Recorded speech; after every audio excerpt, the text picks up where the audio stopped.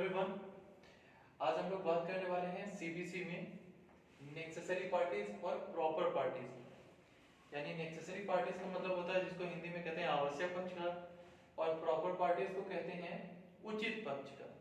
ठीक है, तो पहले हम लोग इसको पढ़ लेते हैं, उसके बाद में ये एग्जांपल्स के जरिए मैं आप लोगों को समझाऊंगा। सबसे पहले क्या कहता है, नेसेसरी पार्टीज की बात कर रहे हैं तो कहता है whose presence is indispensable, जिसकी उपस्थिति क्या है, आवश्यक है। whose presence is indispensable, जिसकी उपस्थिति जरूरी है कोर्ट में। ठीक है, against whom the relief is sought, यानी जिसके अगेंस्ट हमने अनुतोष की मांग की है, जिसके अगेंस्ट हमने रिलीफ की मांग की है। अब हमने जिसके अगेंस्ट रिलीफ की मांग की है उसे ही हमने अपने प्लेंट में पार्टी नहीं बनाया, तो क्या हम रिलीफ किससे मांग रहे हैं भाई, जिससे हमने रिलीफ की मांगा है और उसे ही हमने अपने प्लेंट में पार्टी नहीं बनाया। ठीक है, तो वो तो नेसेसरी पार्टी है भाई, जिससे हम रिलीफ मांग रहे हैं तो उसे तो शामिल ही करना होगा, है ना, as a party, as a necessary party. ठीक है, तीसरा कहता है without whom no effective order can be pass. अब जिसके बिना कोई इफेक्टिव ऑर्डर ही नहीं पास किया जा सकता। ठीक है, अभी जब हम लोग एग्जांपल की बात करेंगे तो आपको ये सारे समझ में आएंगे। बाद में बात आती है प्रॉपर पार्टीज की, तो उसमें पहले क्या कहता है, in whose absence effective order can be passed. यानी अगर ये प्रॉपर पार्टीज की बात हो रहा है, अगर प्रॉपर पार्टीज नहीं भी है, अगर उसकी एब्सेंस है, ठीक है, तब भी इफेक्टिव ऑर्डर क्या किया जा सकता है, पास किया जा सकता है। ठीक है, दूसरा कहता है whose presence is helpful, whose presence is helpful for a complete and final decision। ठीक है, हाँ, अगर वो प्रेजेंट है कोई तो क्या हो जाएगा, थोड़ा सुविधा हो जाएगी। काहे में सुविधा हो जाएगी, तो फाइनल डिसीजन देने में। किस पर फाइनल डिसीजन देने में, on the question of involved in the proceeding. ठीक है, तो ये नेसेसरी पार्टीज और प्रॉपर पार्टीज की बात है। अब यहां पे हम लोग समझते हैं, सपोज ए और बी के बीच में एक झगड़ा है, काहे को लेकर, इस मकान को लेकर। ठीक है, अब ए कहता है कि इस मकान के स्वामी हम हैं, इसलिए इस मकान का कब्जा हमें दिलाया जाए।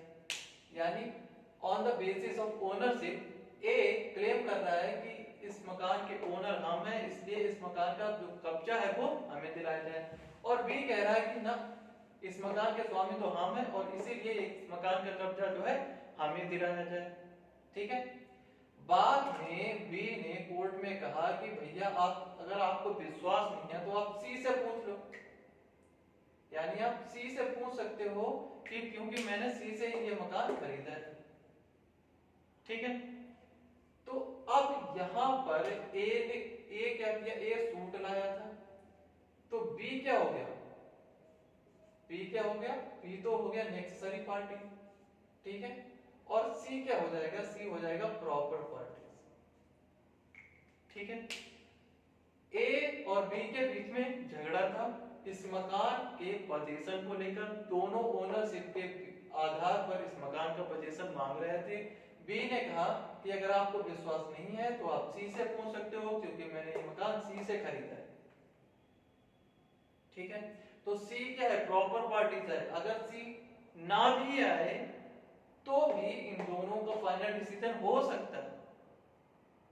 ठीक है, सी ना भी आए, यानी इन whose absence effective order can be passed, सी अगर ना भी आए तो भी क्या होगा, ए और बी के बीच में जो झगड़ा है वो सुलझाया जा सकता है कोर्ट के द्वारा।